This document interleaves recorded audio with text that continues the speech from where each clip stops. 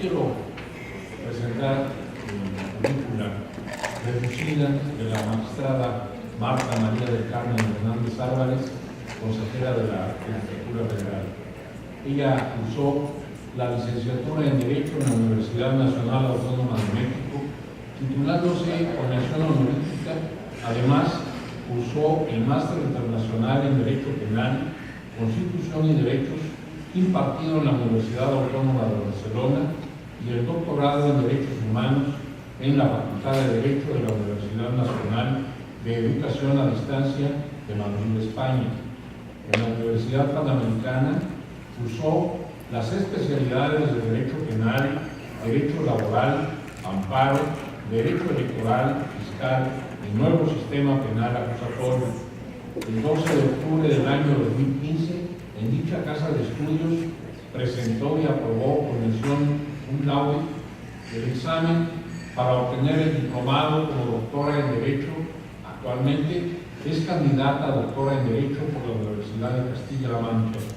Obtuvo con mención honorífica el grado de especialista en Derecho Electoral en la Universidad Nacional Autónoma de México. Es maestra en el nuevo sistema de justicia en materia penal por la Escuela Libre de Derecho en la Ciudad de México.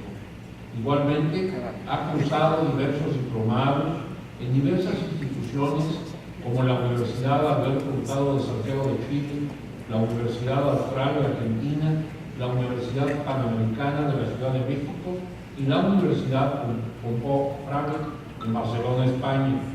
En el campo laboral se desempeñó como Subprocuradora General de Coordinación de la Procuraduría General de Justicia y como Subsecretaria de Asuntos Jurídicos, ambos en el Estado de México.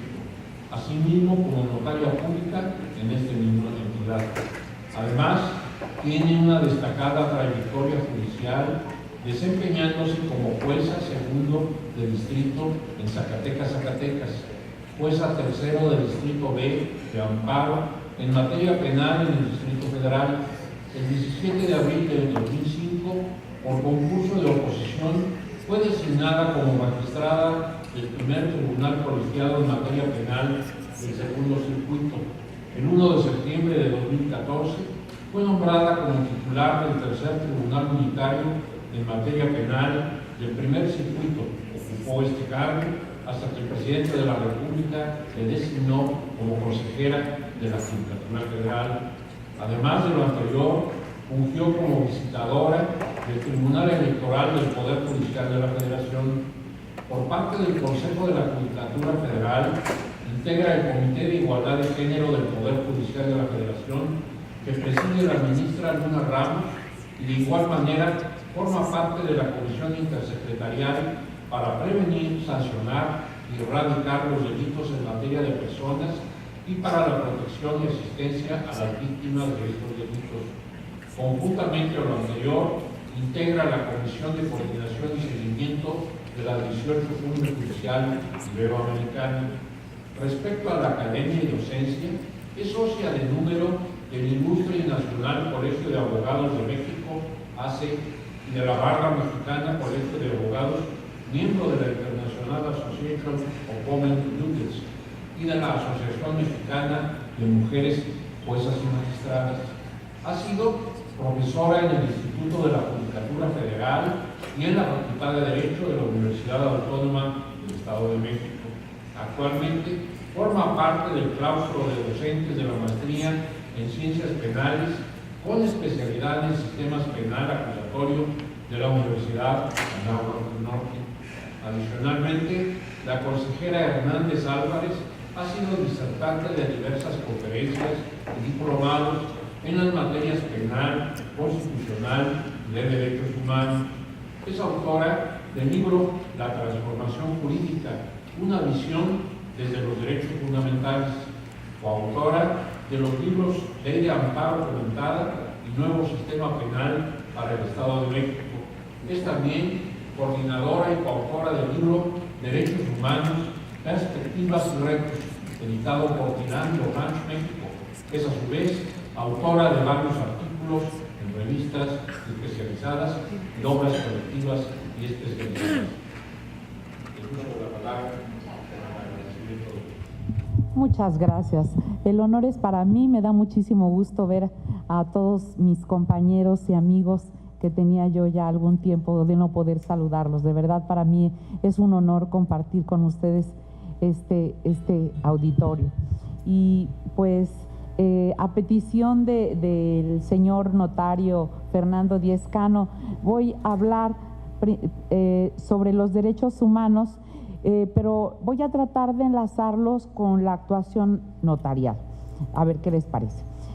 Como ustedes saben, los primeros estudios sobre el ser humano se inclinaban por concebir que su propia naturaleza era una inminente inclinación a la organización armónica con otros de su misma especie.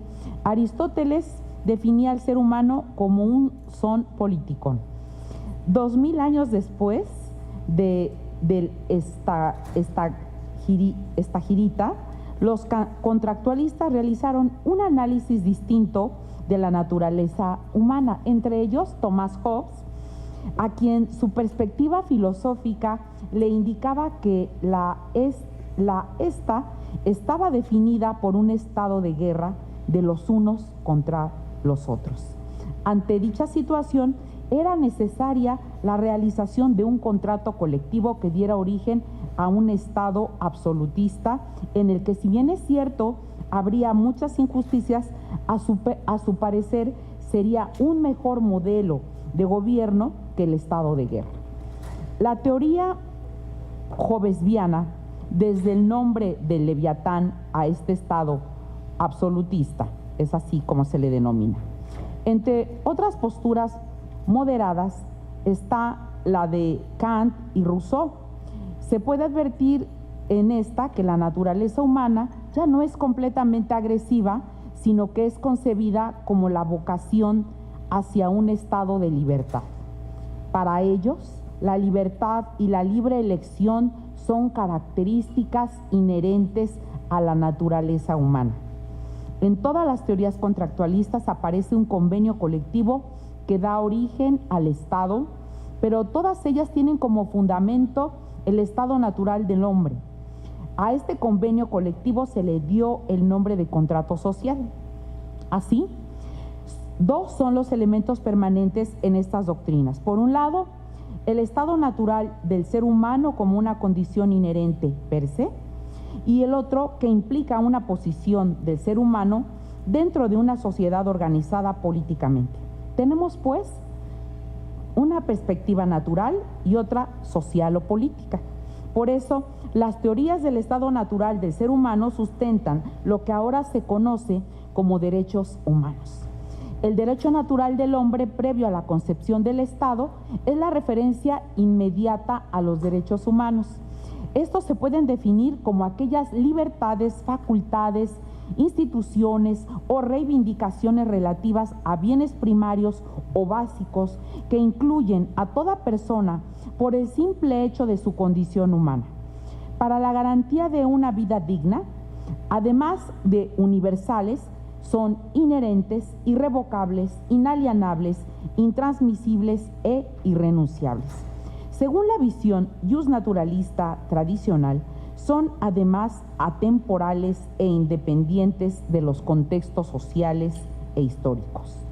Por otro lado, también se puede decir que los derechos humanos designan el hecho de que existen bienes y prerrogativas que corresponden al ser humano, por el simple hecho de serlo, en cualquier tiempo y lugar. Que estos bienes y prerrogativas se traducen en derechos inalienables, universales, que muestran y protegen el halo de dignidad que acompaña a todos los individuos de la especie humana. Estas características de los derechos humanos fueron justificadas a partir de la idea de derecho natural, es decir, son derechos que los seres humanos tienen en cuanto a su naturaleza humana y preceden a cualquier forma de Estado. Los derechos humanos son justnaturalismo en su expresión contemporánea, de manera que son entonces derecho natural. En este sentido, existe una divergencia entre las concepciones justnaturalistas y las justpositivistas, pues las segundas conciben que los derechos humanos son aquellos que otorga el Estado mediante el proceso legislativo formal. En la actualidad, la tendencia jurídica propende a la formalización o bien a la literalización de estos derechos. Un ejemplo claro de este fenómeno fue la expedición de la Declaración Universal de los Derechos Humanos. Con el nacimiento de la Organización de las Naciones Unidas en 1945, el concepto de derechos humanos se universalizó y alcanzó gran importancia dentro de la cultura jurídica internacional. El 10 de diciembre de 1948, como ustedes saben, la Declaración Universal de los Derechos Humanos fue adoptada y proclamada por la Asamblea General de las Naciones Unidas como respuesta a las atrocidades de la Segunda Guerra Mundial y fundamentalmente como un intento de sentar las bases del nuevo orden internacional que surgía tras el armisticio. La intención de los redactores de la declaración era buscar un orden social que conjugara las urgencias preeminentes de la comunidad y las libertades del individuo. En efecto, el holocausto de la Segunda Guerra Mundial tuvo como base el ejercicio legal de un Estado de Derecho que permitía el asesinato y el encierro por causas raciales, los cuales se materializaban causando el menoscabo de la dignidad humana, es decir, la actuación bélica alemana se hallaba fundada en un Estado de Derecho positivo. Había, pues, un problema relevante: la confrontación del derecho positivo que autorizaba el genocidio y en oposición los derechos humanos, cuya base se hallaba en el derecho natural del ser humano. La Declaración Universal de los Derechos Humanos precisamente surge como respuesta a esta divergencia. En nuestro país, como todos ustedes recordarán, a lo largo de la historia independiente hemos transitado en efecto por las dos posturas, desde la independencia hasta la época contemporánea. En el inicio, que los derechos humanos no requieren estar contemplados en una ley escrita para que sean respetados. La toma de conciencia del respeto a los derechos fundamentales provenía igualmente de la racionalización de las ideas ilustradoras que se introdujeron en México a principios del siglo XIX. Estas fueron traídas por los españoles criollos ilustrados en Europa, para culminar con la reforma constitucional del 10 de junio de 2012, donde se hubo literalizado un catálogo de derechos humanos. El doctor Sergio García Ramírez afirma, y cito: desde los sentimientos de la nación hasta la Constitución de 1917, pasando por el decreto de Apatzingán, la Constitución de 1824, las 7 leyes constitucionales de 1836, las bases orgánicas de 1843, el Acta Constitutiva y de Reformas de 1847, la Constitución de 1857, se ha ido fortaleciendo una visión protectora de los derechos humanos. En efecto, la Constitución de 1824 no establece una relación detallada de aquellos derechos que el Estado debería respetar. Sin embargo, en los sentimientos de la nación y en el Decreto Constitucional para la Libertad de la América Mexicana, ya se contemplaba que los derechos humanos debían ser respetados por el gobierno, principalmente en cuanto a la moderación de la opulencia y la indigencia, así como la igualdad de los seres humanos. En la Constitución de 1857, entonces ya fue incluido un apartado relativo a los derechos del hombre, en el que se estableció que el pueblo mexicano reconoce que los derechos del hombre son la base y el objeto de las instituciones sociales. En consecuencia, declara que todas las leyes y todas las instituciones del país deben respetar y sostener las garantías que otorga la presente Constitución. Así decía. Ya en el mensaje que dio inicio al Congreso Constituyente de 1916, Carranza dijo que siendo el objeto de todo gobierno el amparo y protección del individuo, era incuestionable que el primer requisito que debía llenar la Constitución política tenía que ser la protección otorgada con cuanta precisión y claridad fuera dable a la libertad humana, en todas sus manifestaciones que de ella derivan, de una manera directa y necesaria como constitutiva de la personalidad del hombre. De esta manera, la idea de Carranza fue que en el capítulo primero del título primero se consagrasen los derechos fundamentales subyacentes en ese tiempo, ya hasta hace 6 años, en lo que conocíamos como garantías individuales. En el artículo primero de la Constitución Política de los Estados Unidos Mexicanos, originalmente se leía lo siguiente: en los Estados Unidos Mexicanos, todo individuo gozará de las garantías que otorga esta Constitución, las cuales no podrán restringirse ni suspenderse sino en los casos y las condiciones que ella misma establece. Por ello, era de suma importancia transitar de un otorgamiento de garantías individuales a un reconocimiento de los derechos humanos por parte del Estado hacia las personas.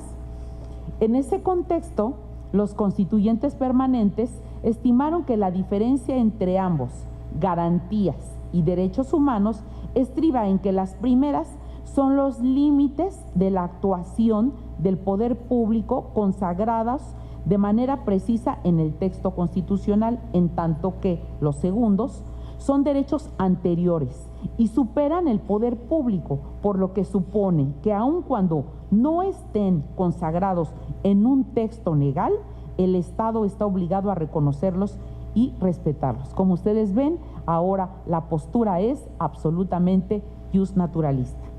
Es así que a partir de la reforma constitucional, el artículo primero a partir del 11 de junio de 2011, establece que todas las personas gozarán de los derechos humanos reconocidos en esta Constitución y en los tratados internacionales sobre derechos humanos de los que el Estado mexicano se aparte, así como las garantías para su protección. Esta redacción modificó el paradigma de la actuación de todos los órganos del Estado y la forma en que las personas concebían sus propios derechos fundamentales. Esta reforma constitucional tuvo tal impacto en el sistema jurídico que propició incluso un cambio de época en la jurisprudencia federal mexicana.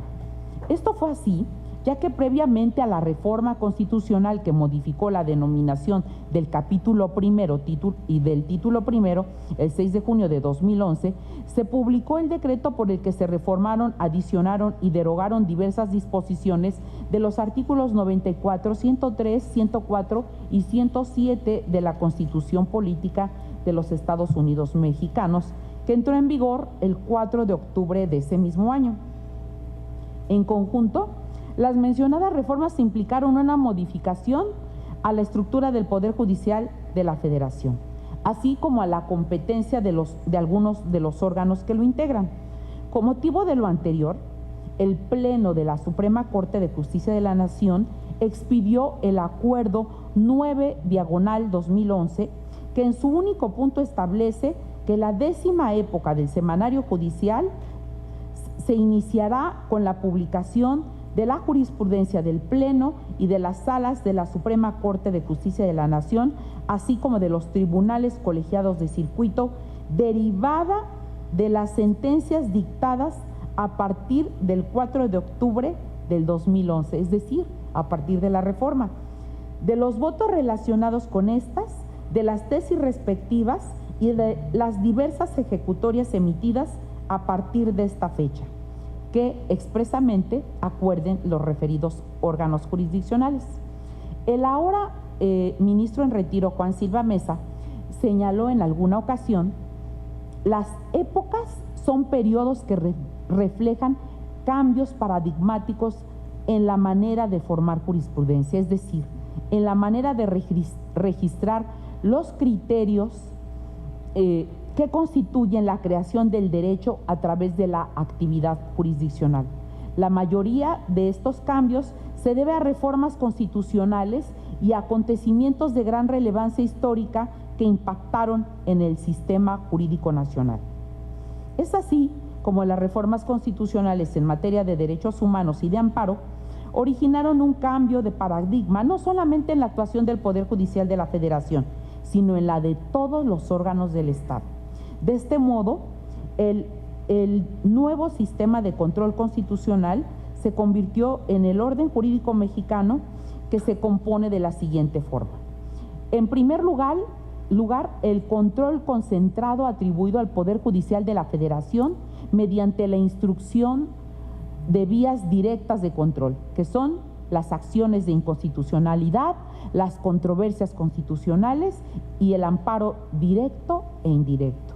En segundo lugar, el control por parte del resto de los jueces del país de forma incidental durante los procesos ordinarios que les son competentes, esto es, sin necesidad de abrir un expediente por cuerda separada.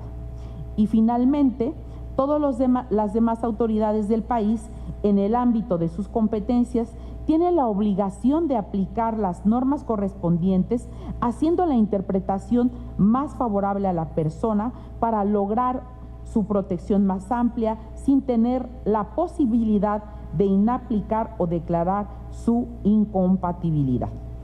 La primera y la segunda se refieren esencialmente a un sistema de control de la constitucionalidad y la convencionalidad, concentrado por una parte y difuso por la otra. La tercera está definida por la obligación constitucional de todas las autoridades del país a proteger ampliamente los derechos humanos, tal como lo impone actualmente el artículo 1 de la Carta Magna. De este modo, parece pertinente realizar esta pregunta: ¿quiénes tienen el carácter de autoridad que a su vez se les atribuye la obligación de promover, respetar, proteger y garantizar los derechos humanos? A esto, la Ley de Amparo, publicada el 2 de abril de 2013 con motivo de las reformas constitucionales a los artículos 103 y 107, señala una nueva forma de situar a las autoridades. Así, en la fracción segunda del artículo 5 señala que tiene el carácter de autoridad responsable, con independencia de su naturaleza formal, la que dicta, ordena, ejecuta o trata de ejecutar el acto que crea, modifica o extingue situaciones jurídicas en forma unilateral y obligatoria, u omita el acto que deba realizarse, crearía, modificaría o extinguiría dichas situaciones jurídicas. Incluso los particulares tendrán la calidad de autoridad responsable cuando realicen actos equivalentes a los de autoridad, que afecten derechos humanos y que sus funciones estén determinadas por una norma general. Una vez que se ha respondido a esta pregunta, abordaremos el tema de la función notarial desde la perspectiva de la protección a los derechos humanos, razón por la cual, una vez que se han contextualizado ciertos conceptos pertinentes, podemos válidamente realizar otro cuestionamiento que profundice en el tema que hoy quiero platicarles. ¿Cuáles son las obligaciones de los notarios en materia de derechos humanos, si es que las tienen? Por una justificación metodológica deductiva, considero oportuno precisar la naturaleza, definición y funciones de los notarios.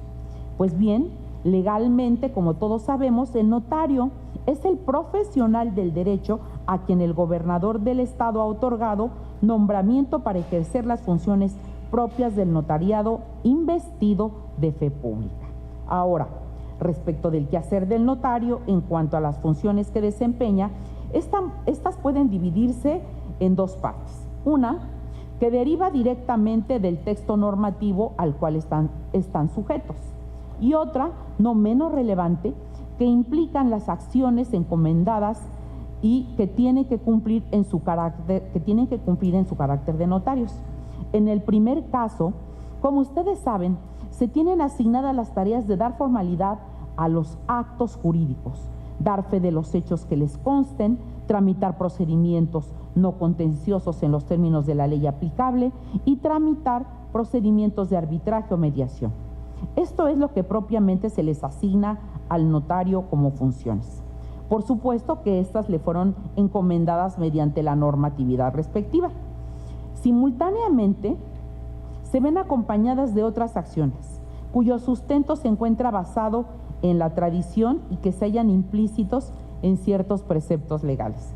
De esta manera, en la actualidad el quehacer del notario consiste en escuchar, interpretar y aconsejar a las partes, preparar, redactar, certificar, autorizar, conservar y reproducir el instrumento. Todas estas funciones y quehaceres del notario deben estar sujetos, primero, a que su actuación sea estrictamente apegada a derecho, y otra, que esa misma actuación se guíe por una directriz ciertamente moral o yo diría también legal. Aquí en particular quisiera exponer la última a la que me he referido y después volveré a la primera. Pues bien, esta directriz que la actuación notarial debe seguir se expresa en una serie de deberes de cumplimiento para que un fedatario realice a cabalidad el servicio que le ha sido encomendado.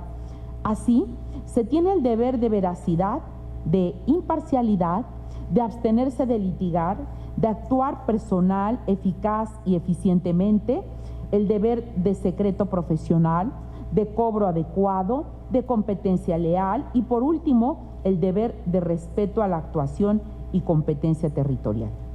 Estos deberes manifiestan un régimen que el notario, como ejemplo de madurez y buena conducta, debe mostrar a la sociedad, ya que su fe pública depende del grado de confiabilidad con que se desempeña. Ahora quisiera referirme a la actuación del notario estrictamente apegada a derecho.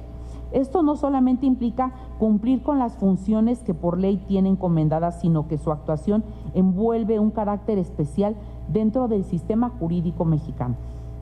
Si bien es cierto que su situación es la de un particular, también lo es que su desempeño está regulado por normatividad expresa, la Ley del Notariado del Estado de México y su reglamento, además de que su nombramiento proviene del Ejecutivo del Estado.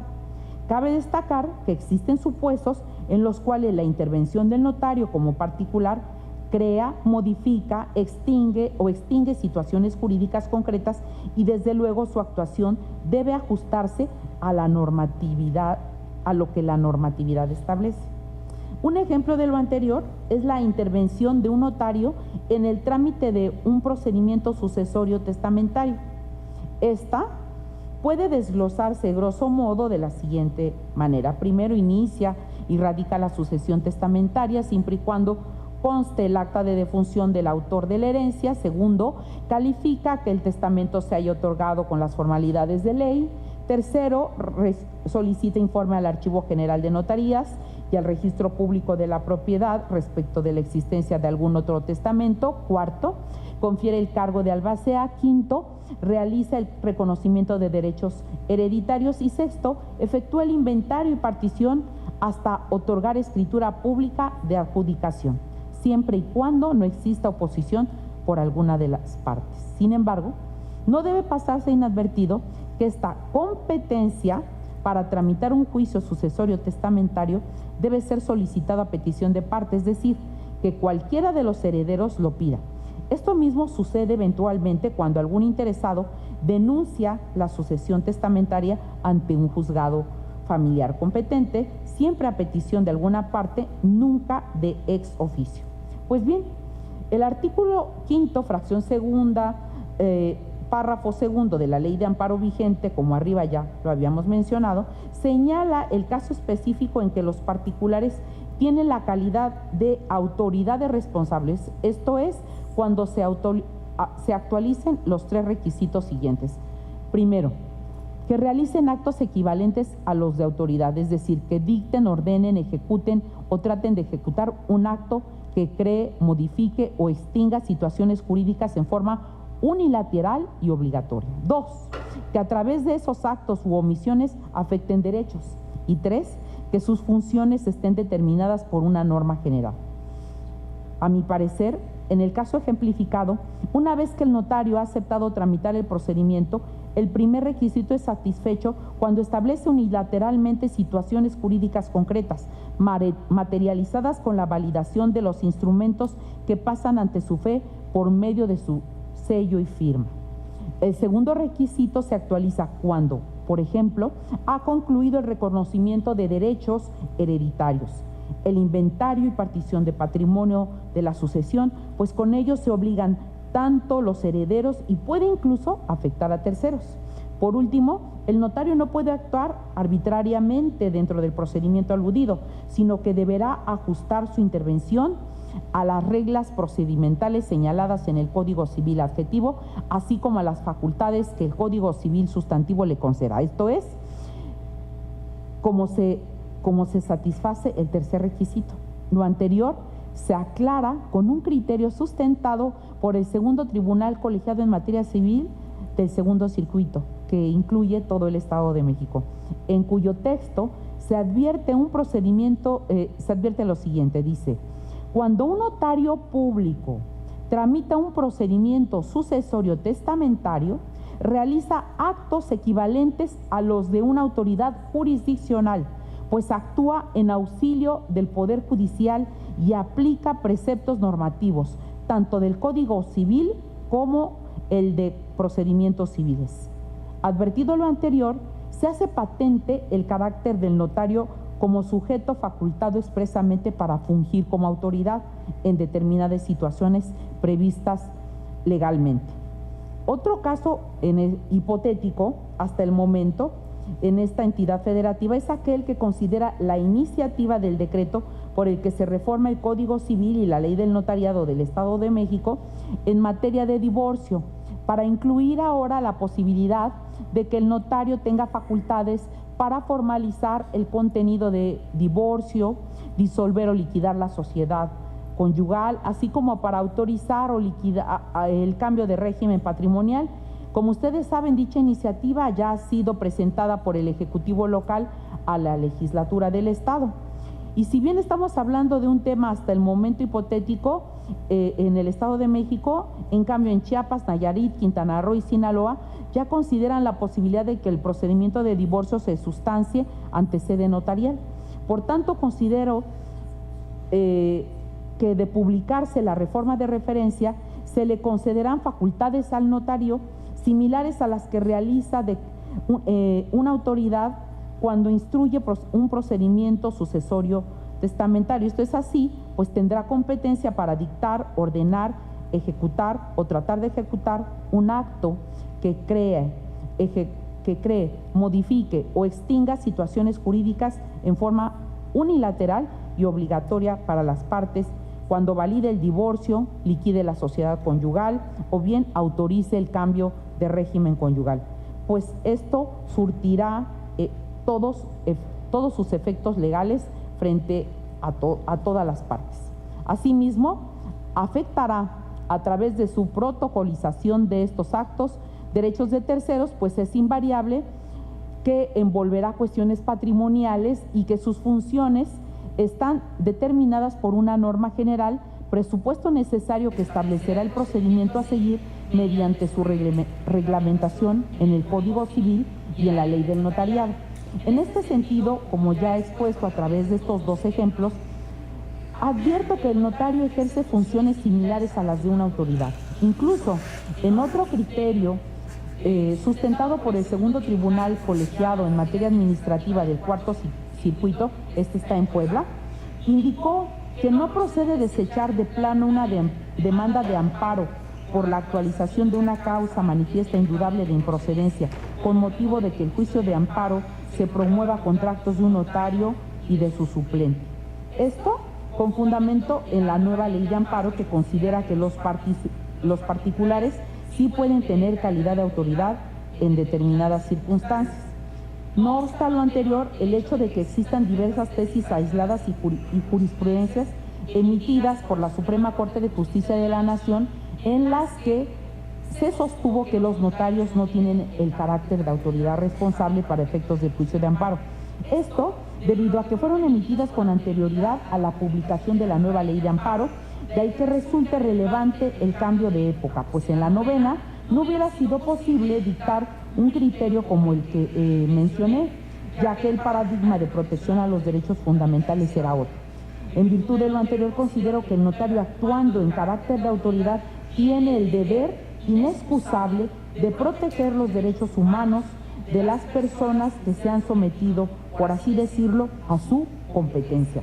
Esto, quisiera comentarles, no debe verse como una carga, sino que como una posición que debe ser recibida como una deferencia especial, pues desde su función notarial tienen la posibilidad de engrandecer la calidad de fedatarios, procurando un bien para toda la sociedad. Pues no olvidemos que los notarios se distinguen por su calidad moral, por su gran prestigio, del que gozan ante la sociedad como depositarios de la verdad legal. De todo lo anterior, me parece que estamos en la posibilidad de responder la pregunta fundamental de esta exposición. ¿Cuál es la obligación de los notarios en materia de derechos humanos? Pongo a su consideración la siguiente respuesta: la de difundir la cultura de los derechos humanos y más activamente la de protegerlos, cuando su función sea similar a la realizada por las autoridades, aun cuando tengan el carácter de particulares, la cual no es otra que la impuesta por el artículo 1 de la Constitución Federal, donde se lee que todas las autoridades, en el ámbito de sus competencias, tienen la obligación de promover, respetar, proteger y garantizar los derechos humanos de conformidad con los principios de universalidad, independencia, indivisibilidad y progresividad. También quiero precisar que este análisis presentado a ustedes es un mero ejercicio académico con la intención de manifestar el deber del notario. Por esa razón, el nivel de intervención y actuación de un fedatario que figura como parte de un proceso jurisdiccional siempre se sujetará al criterio del juzgador, dependiendo de la situación del caso concreto. Asimismo, la admisión de una demanda de amparo indirecto en contra de los actos de un notario en su calidad de autoridad estará directamente relacionada con el fondo del asunto y con el criterio del órgano jurisdiccional. En consecuencia, se requerirá un análisis más detallado del caso y de la situación particular en la que el fedatario realizó las actuaciones. Sin embargo, en un momento coyuntural en que todos los entes gubernamentales y órganos constitucionales autónomos de todos los niveles del gobierno deben reconocer y custodiar los derechos humanos, la institución del notariado no puede permanecer ajena, sobre todo si se considera que, más que una obligación legal establecida por la Constitución y la convencionalidad, es una obligación moral como fedatarios, pero sobre todo como abogados que tratan de hacer lo justo en cualquier momento. Eso es todo. Muchas gracias por su atención.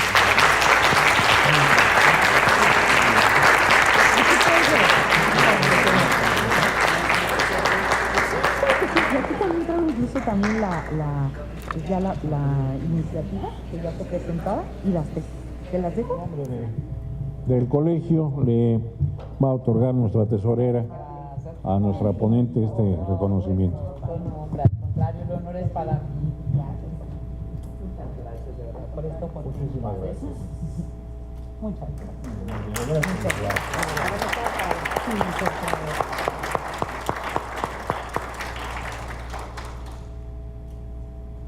Muchas gracias. El honor ha sido para mí, por favor. ¿Y a quién entregamos porque lo traemos también en el electrónico?